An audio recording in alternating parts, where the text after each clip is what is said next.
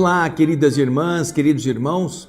Começamos mais um programa O Espírito da Letra, analisando a obra do Espírito André Luiz através da mediunidade de Francisco Cândido Xavier. Você sabe que o livro é o Ação e Reação. Nós estamos no capítulo 9, a história do Silas, uma história trágica, uma história dolorosa, que fala da fraqueza, da ambição, do egoísmo, que faz as pessoas meditarem sobre seus próprios impulsos, como nós vivendo no mundo material, muitas vezes presos a bens, a poderes tão transitórios. No programa anterior, você acompanhou o relato que Silas fez da sua própria tragédia. Hilário, André Luiz, Clarindo e Leonel estão ouvindo, assim, atônitos, meio abobados. André questiona consigo mesmo, será que ele está inventando tudo isso só para impressionar ou realmente isso tudo aconteceu? Porém, o relato é tão candente, com detalhes tão precisos, que seria uma peça de extrema elaboração mental, teatral quase, se não fosse verdade, não é mesmo? Porém, nós não terminamos, não quisemos interromper o relato do Silas, mas agora resta a interação que acontece no final deste capítulo, quando André, Hilário, Leonel e Clarindo estão ali ouvindo e questionando a consequência, porque o livro é ação e reação. Silas teve uma ação, produziu efeitos, como repará-los, não é mesmo? Então, acompanhe novamente no texto aquilo que nós vamos poder agora ler com calma e comentar também para a nossa própria, o nosso próprio aproveitamento dessas lições tão importantes. Vamos ao texto? Vamos lá. Nós estamos vendo o término do relato de Silas, que assim que está terminando, diz o seguinte, como você vê aí no texto. Silas relanceou o olhar tristonho sobre nós, como procurando ver, identificar o efeito de suas palavras e disse, depois que eu desencarnei, porém, isso não bastou para eu pagar minhas tremendas culpas. Desequilibrado mentalmente, dementado, depois do sepulcro, atravessei meses cruéis de terror e desequilíbrio. Entre os quadros vivos, não eram imaginações fumarentas, não, eram quadros vivos que se exteriorizavam da minha mente presa às criações que ela mesma havia produzido. E eu fiquei assim, nesse perturbar a mim próprio, até que fui socorrido por amigos de meu pai. Meu pai, que tinha morrido um pouco antes, já estava a caminho da sua recuperação e seus amigos vieram até mim para socorrer-me também. E então, me unindo a meu pai, passei a empenhar todas as minhas energias na preparação do futuro. Nós preparamos o futuro, ele também. Nós temos que ver os erros e preparar o conserto, ele também. Depois de alguns instantes de pesado silêncio, diz André, Silas concluiu. Como vocês podem ver, a fascinação pelo ouro foi o motivo de minha perda. Tenho necessidade de grande esforço no bem e de fé vigorosa para não cair outra vez. Porque é indispensável que eu me consagre a uma nova experiência entre os homens. Ouvindo isto da boca do Silas, Leonel e Clarindo não se achavam mais surpreendidos do que eu e Hilário, que nos havíamos habituado a encontrar em Silas um admirável companheiro, aparentemente sem aflição e sem problemas. Então foi Leonel quem rompeu a pausa, o silêncio, perguntando ao assistente que havia emudecido, como se ele próprio, Leonel, fosse subjugado pela força das suas próprias lembranças, das suas próprias memórias. Leonel então pergunta: você vai voltar para a carne assim tão brevemente? Tão rápido? E o Silas então suspirou, dizendo: ah, meu amigo, quem me dera a alegria de regressar tão apressadamente quanto possível, disse o chefe da nossa expedição, algo ansioso. E continuando, diz Silas: o devedor está inevitavelmente ligado ao interesse dos credores.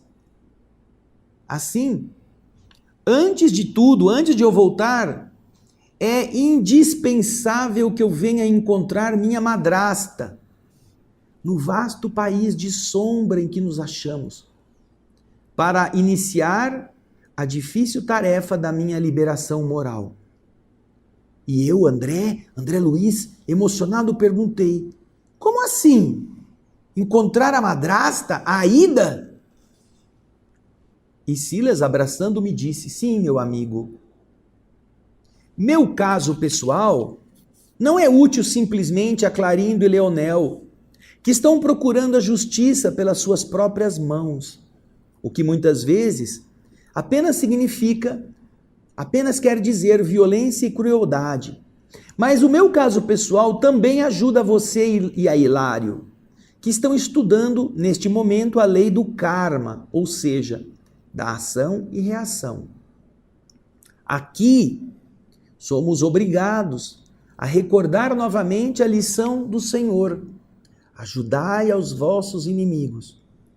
Porque sem que eu mesmo auxilie a mulher em cujo coração criei uma importante adversária de minha paz, eu não posso receber-lhe o auxílio fraterno, sem o qual não reconquistarei minha serenidade.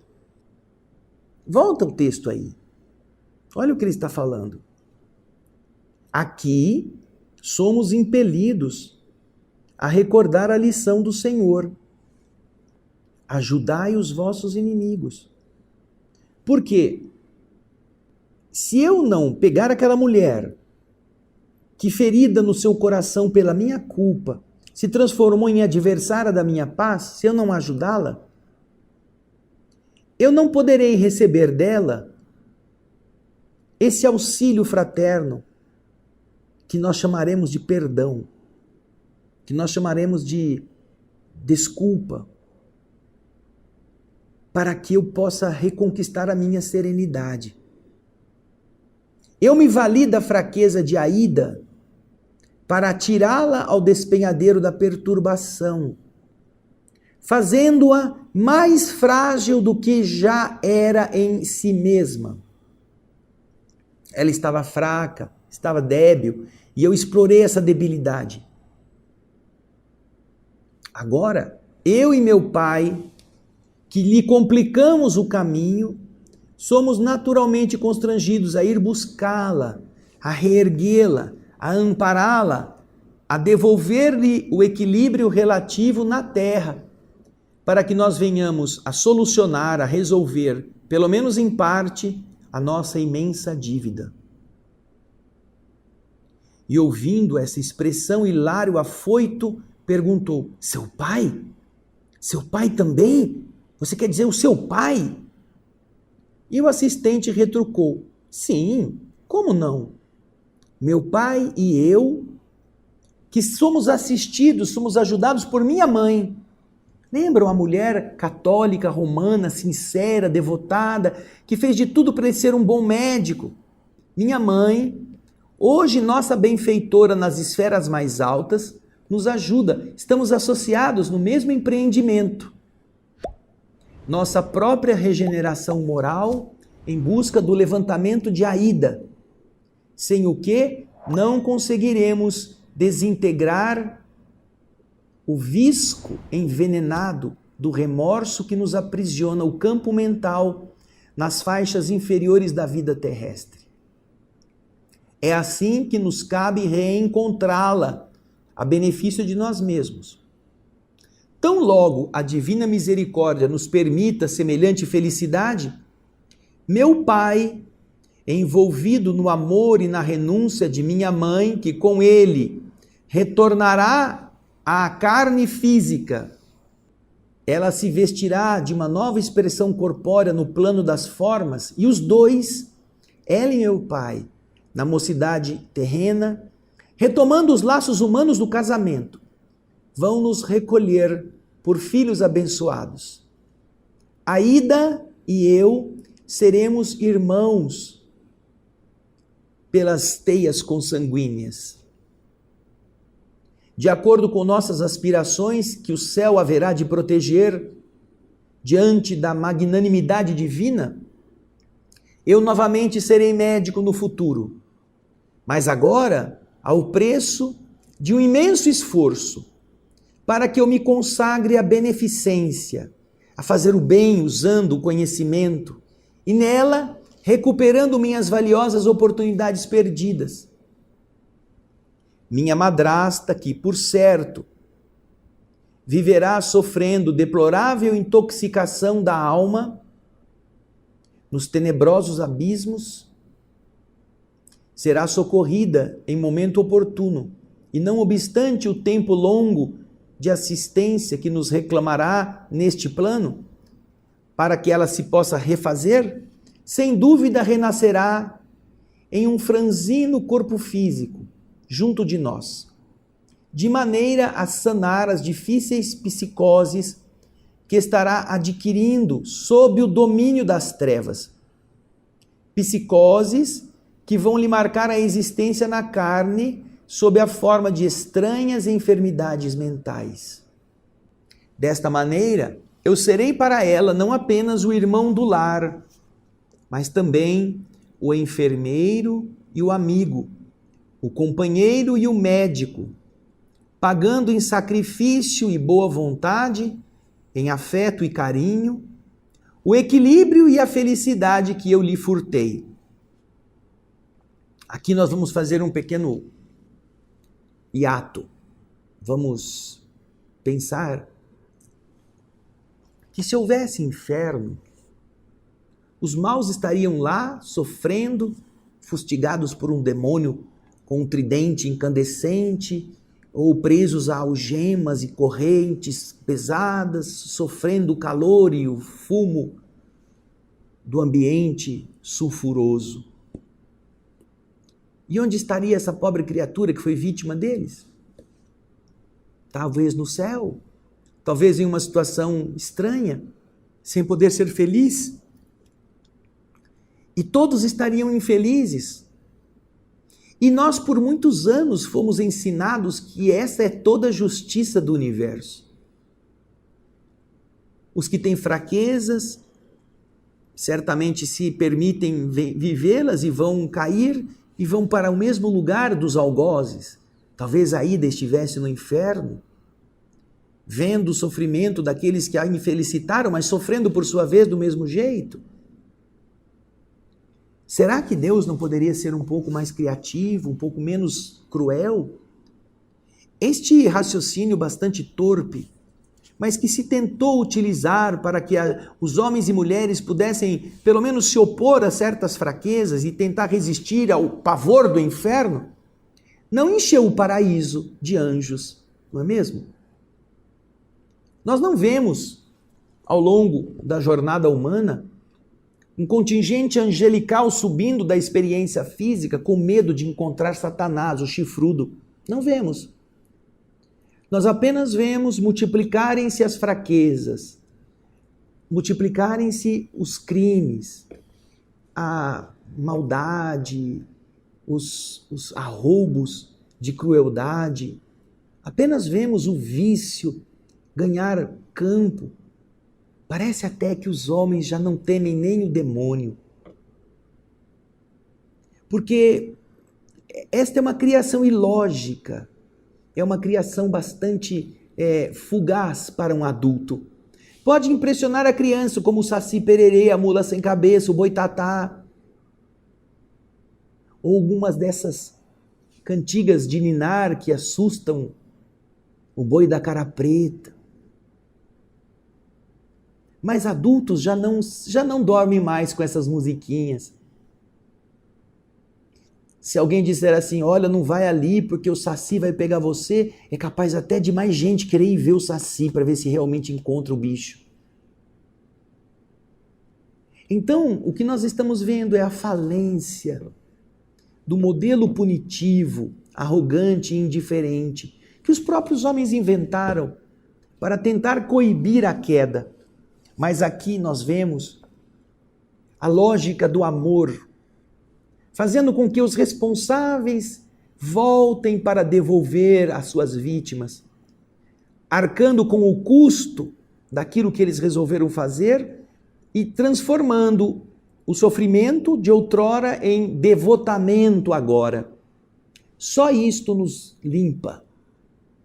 Não é o demônio, não é as diatribes do inferno que nos vai fazer mais cristãos e angelicais. Não. Nós precisaremos perceber que somos capazes de errar, porque o erro é próprio do atraso espiritual, mas que nós podemos consertar o erro devolvendo às pessoas que prejudicamos aquilo que tomamos dela, seja em esperança, seja em alegria, seja em patrimônio, seja em afetividade. É então isto que Silas está contando. Ele e o pai se responsabilizaram. Ele porque tramou tudo. O pai porque envenenou a moça. Se não tivessem feito isso, a moça estaria viva. Poderia estar vivendo em harmonia com o genitor de Silas. Então os dois têm que reparar este drama. A primeira esposa, um espírito elevado que tentava viver de acordo com os princípios cristãos e educar seu filho e tentar salvar o marido, sem ter sido ouvida. Está agora em níveis superiores e entende a necessidade.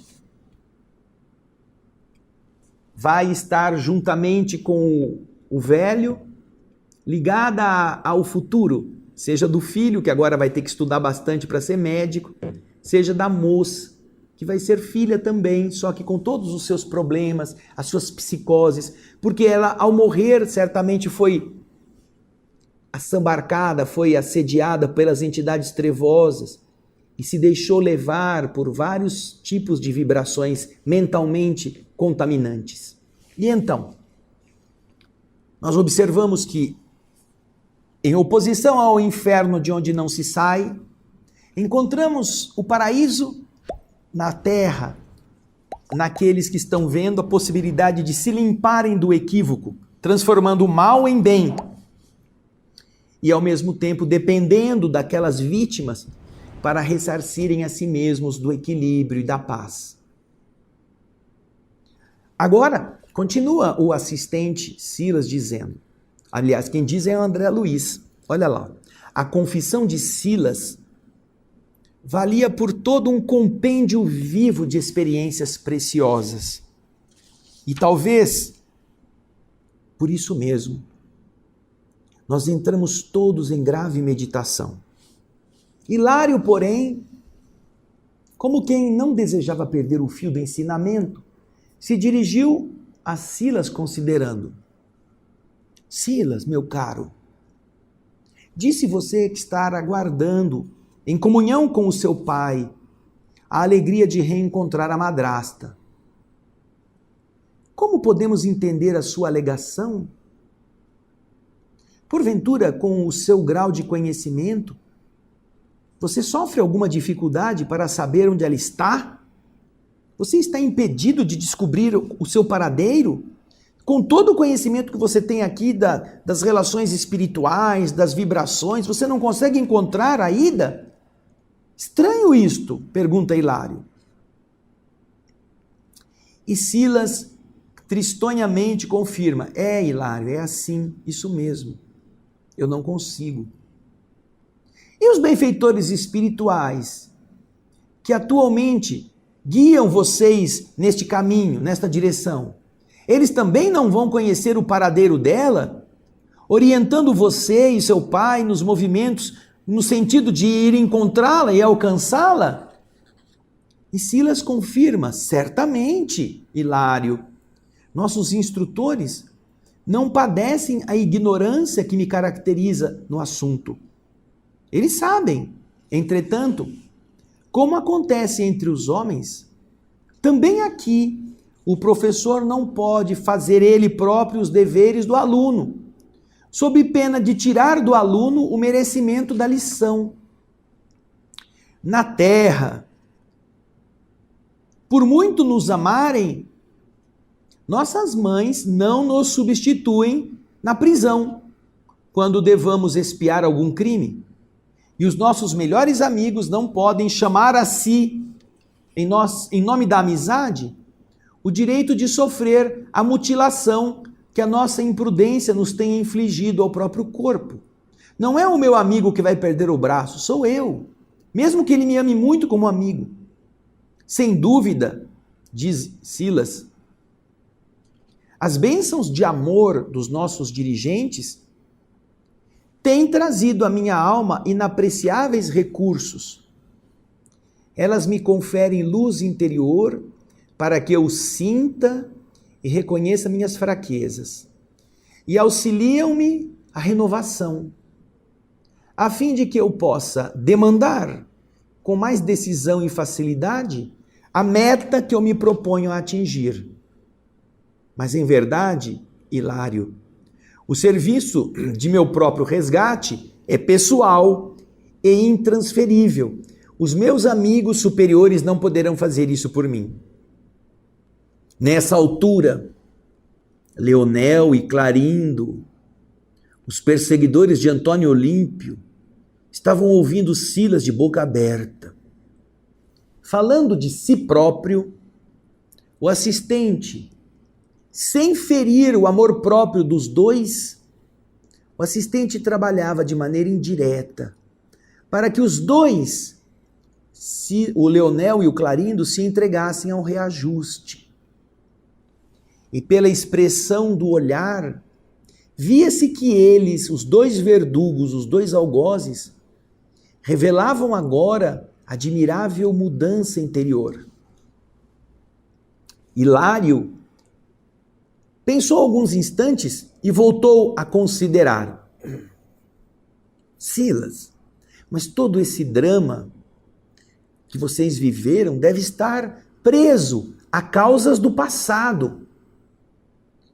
E o assistente disse, é verdade, certamente. Mas, Hilário, em nossa atormentada região, não há tempo mental para qualquer prodígio da memória.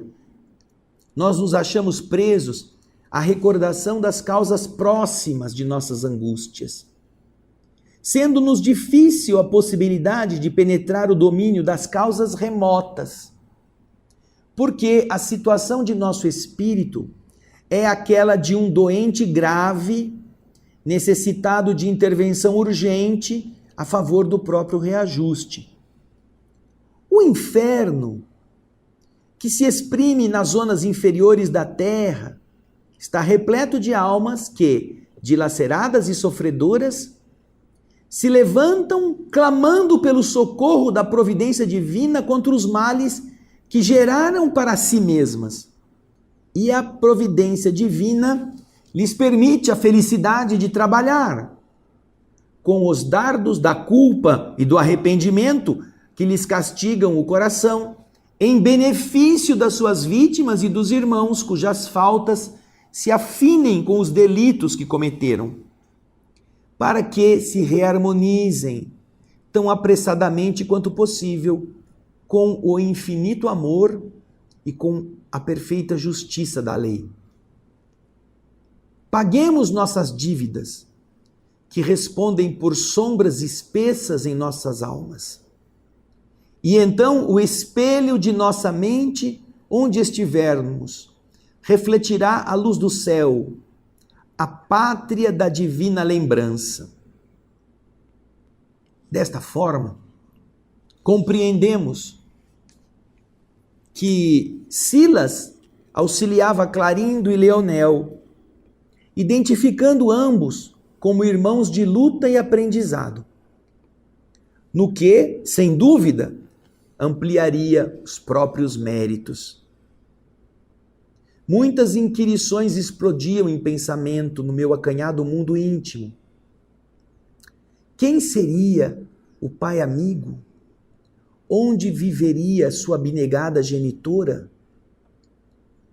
Ele ainda esperava gastar longo tempo na procura da madrasta infeliz? Entretanto, a grandeza espiritual do assistente não nos favorecia qualquer pergunta indiscreta. Apenas tive coragem para dizer respeitoso: "Oh, meu Deus, quanto tempo gastamos para refazer às vezes a inconsequência de um simples minuto." "Você tem razão, André", disse o Silas generoso. "A lei é de ação e reação. A ação do mal pode ser rápida, mas ninguém sabe quanto tempo exigirá o serviço da reação, indispensável ao restabelecimento da harmonia soberana da vida, quebrada por nossas atitudes contrárias ao bem." E sorrindo, ele disse: "Por isso mesmo, Jesus recomendava às criaturas encarnadas: reconcilia-te depressa com o teu adversário, enquanto você se encontra a caminho com ele. É que espírito algum vai penetrar o céu sem a paz de consciência. E se é mais fácil apagar as nossas querelas e retificar nossos desacertos, enquanto estamos estagiando no mesmo caminho trilhado por nossas vítimas na terra, é muito difícil providenciar a solução de nossos criminosos enigmas quando já nos achamos mergulhados nos nevoeiros infernais. Aí tudo fica turvo, aí a gente não sabe onde estão, mas nós precisamos encontrá-los. Nós precisamos saber onde estão para irmos em busca de tentar consertar o que fizemos de errado." A ponderação era cabível e justa, diz André. Não nos foi possível, porém, prosseguir a conversa. Leonel, cuja impassibilidade reconhecíamos, com grande surpresa para nós, tinha os olhos umedecidos. Era o mais duro dos dois, não é? Era o mais inteligente, mais astuto, o mais frio. O seu irmão, ele era mais grossão, assim, mais tosco. Mas o Leonel não. Porém, já neste caso, o Leonel já tinha os olhos marejados. Silas ergueu os olhos para o alto, agradecendo a bênção da transformação que se esboçava, e recolheu Leonel em seus braços. O desditoso irmão de Clarindo queria falar. Percebemos que ele tensionava referir-se à morte de Alzira no lago. Mas o assistente lhe prometeu que na noite seguinte voltaríamos. Logo após, voltávamos, mas nem Hilário nem eu nos animamos a conversar com o denodado companheiro, que, melancólico, havia entrado em expressivo silêncio. Nós podemos imaginar, não é? O que estava fumegando por baixo desse silêncio. E observamos com a confissão de Silas que nós, para irmos adiante, precisamos voltar à retaguarda e consertar os equívocos. Nos recordamos aqui também, para que você possa ter uma outra fonte de informações, de um outro livro que nós já lemos. Eu e a minha esposa, Solange Godoy, fazemos juntos 2 programas. Um é o Espiritismo Sem Mistério, na TV Mundo Maior, e o outro, também que vai ao ar na TV Mundo Maior, é o Alegria de Viver. Alegria de Viver, que era um programa de rádio e que agora também passa na rádio e na TV. Neste programa Alegria de Viver, nós lemos um livro muito especial. O livro se chama Voltei, de autoria espiritual de Irmão Jacó, que na Terra foi um empresário que veio ao Brasil e aqui se enraizou, muito bem sucedido no Rio de Janeiro, nos idos do começo do século XIX, do século XX, aliás, Frederico Figner. Ele era um revendedor dos fonógrafos de Edison, daqueles discos de vinil antigos. E ele, quando desencarna, ele tem a vontade de escrever a sua história. E nesse livro Voltei, encontramos justamente esta postura. Ele se vê do outro lado, apesar de ser membro da Federação Espírita Brasileira quando estava encarnado, era um homem probo, um homem honesto, um homem muito rigoroso. Ele desencarna e se vê do outro lado em uma condição apagada, ele não tinha luz própria. Todos os seus amigos, espíritos que já tinham passado pela desencarnação, quando se relacionavam, traziam uma iluminação, uma atmosfera vibratória que os circundava.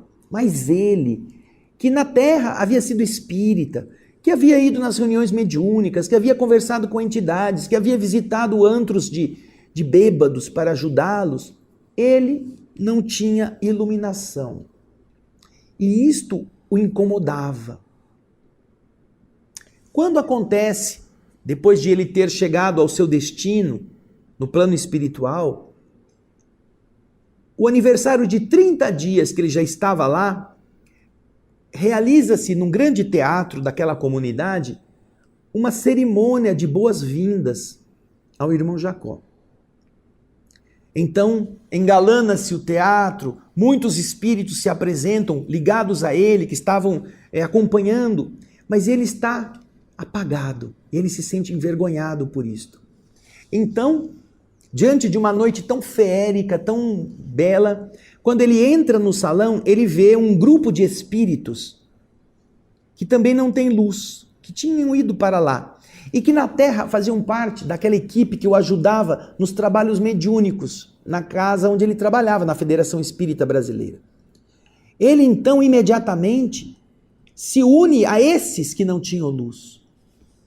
E ali, de viva voz, ele conta para todos os que estavam presentes todos os seus erros, porque ele não tinha luz, o que ele tinha feito de errado, o que ele tinha feito de mal, o arrependimento que ele carregava, a vergonha que ele tinha. Ele se confessa publicamente. Tal era o peso de seus erros na sua consciência, que estava externado pela sua falta de iluminação. Vemos aqui a mesma situação. Silas agora conta, mas não com o propósito de se autoflagelar, apesar disso não ser gostoso, mas com o propósito de ser ele próprio a lição que ajude aqueles dois espíritos vítimas da maldade humana, que apesar de terem a chance de vencerem esses problemas pela capacidade de perdoar, há anos se incumbiam de vingar a morte, atacando o pai, seu irmão, Antônio Olímpio, e depois o filho, o Luiz. E ao invés de ajudar Luiz a ser um bom fazendeiro, um administrador competente, o que ampliaria inclusive os ganhos do patrimônio que eles diziam pertencer a eles, eles fustigavam Luiz para que ele ficasse avarento, que ele ficasse apegado, que ele deixasse tudo cair aos pedaços.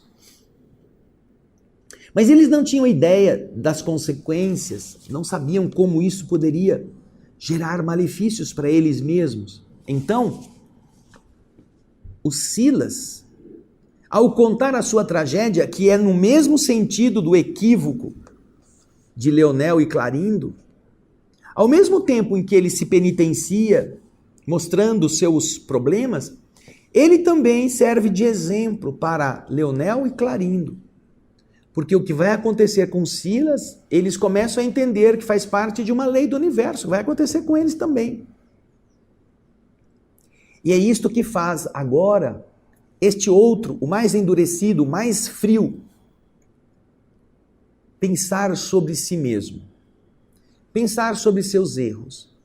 colocar-se na história, percebendo os resultados nocivos, porque tanto quanto o Silas tramou as coisas para que a Ida fosse afastada, o que gerou a morte pelo envenenamento, tanto Silas quanto Laurindo e o seu irmão, Leonel e o seu irmão, tanto um quanto o outro fizeram a mesma coisa, porque a Alzira, a esposa do Antônio Olímpio, 6 anos depois que eles haviam morrido afogados, é induzida pela ação obsessiva a que ela também, num acesso de loucura, mergulhe nas águas do mesmo lago e lá morra afogada.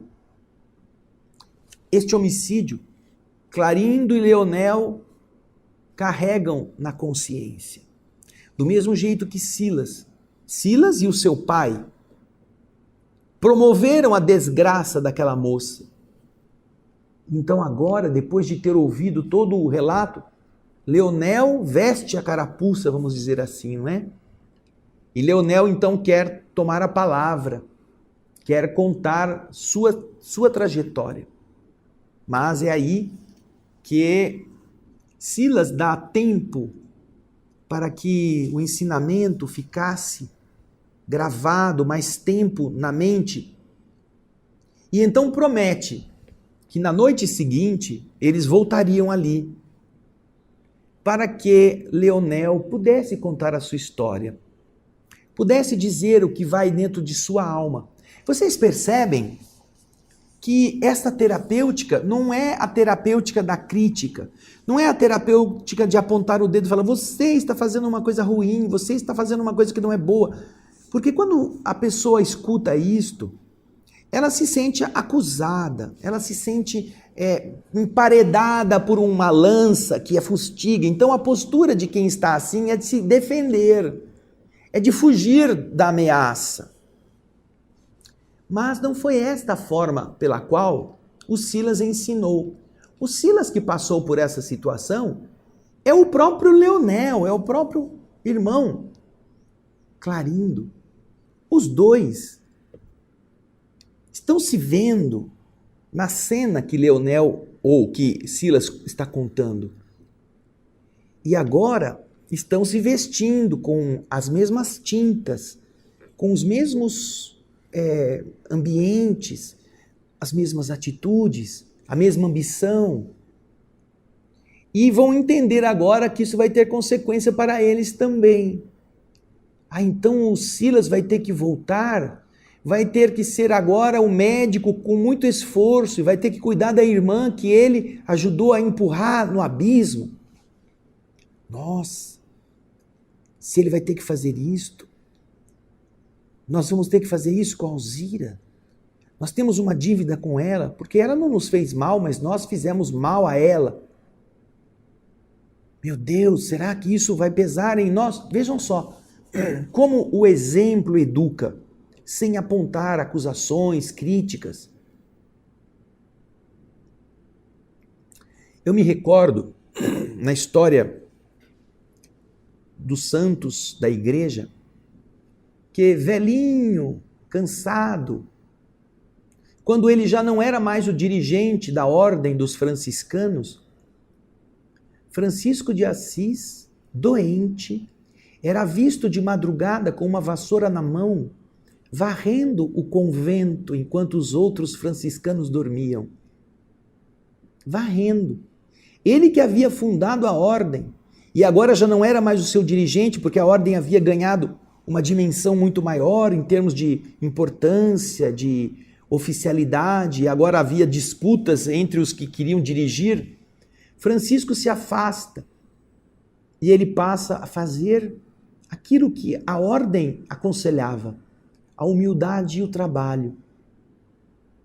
E então, enquanto os monges dormiam, ele pegava uma vassoura e ia varrendo o corredor do convento, daquele lugar onde eles moravam, para que aqueles que vissem pensassem, nossa, o homem que gerou isto tudo está varrendo o chão, E eu estou dormindo, eu estou me preocupando com coisas, eu estou querendo ser o que lidera. E então perguntavam a ele, por que você está fazendo isso? E Francisco respondia, estou fazendo isso para que eles não se esqueçam dos nossos valores, dos nossos princípios. Não adianta eu falar, não adianta eu dizer que eles estão se afastando. Eles precisam ver o que eu estou fazendo, porque esse é o único discurso que realmente vai calar nas suas consciências. E ele não dizia aos outros que ele estava fazendo, ele apenas fazia.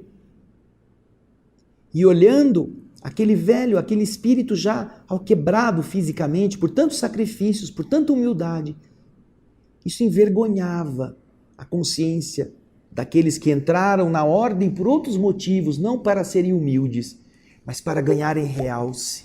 Quantas religiões não estão cheias de espíritos arrogantes, orgulhosos, altivos, que querem exatamente fazer o que aquela instituição diz para não fazer. Querem liderar pelo mando, pela opulência. Não querem viver de acordo com as regras. Porém, é fazer as coisas como se deve fazer. É dizer as coisas que você viveu, como Silas fez, para que os outros meditem, para que os outros percebam. E assim, quem sabe, possam adotar uma outra postura. É o exemplo, não é a crítica. Às vezes o alerta é bem-vindo quando existe intimidade entre as partes, num tom fraterno, num tom de generosidade, num tom de conversação. Mas na maior parte das vezes, a melhor forma de você ensinar é você fazer, para que os outros vejam e se posicionem. Nós vamos, na próxima semana, dar início ao capítulo 10.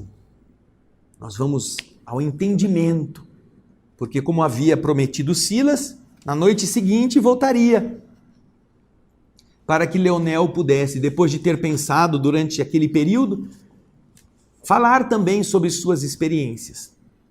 Porque não se esqueçam, os espíritos estão ajudando Antônio Olímpio, com a participação de Alzira, da mesma forma que com a participação da mãe de Silas, a que estes espíritos que se endividaram possam se reencontrar e se corrigir. Desta maneira, precisam que Leonel e Clarindo comecem a entender que vão precisar voltar, até para receberem de volta aquilo que lhes fora tirado. Mas isso é assunto para o capítulo 10. Vai lendo, não fica esperando aqui não.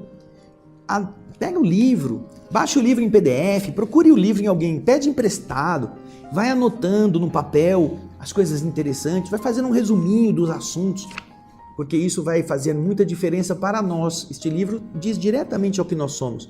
Se não no dinheiro, na vaidade, no orgulho, na arrogância, na importância, no poder, na beleza, tudo isso são recursos.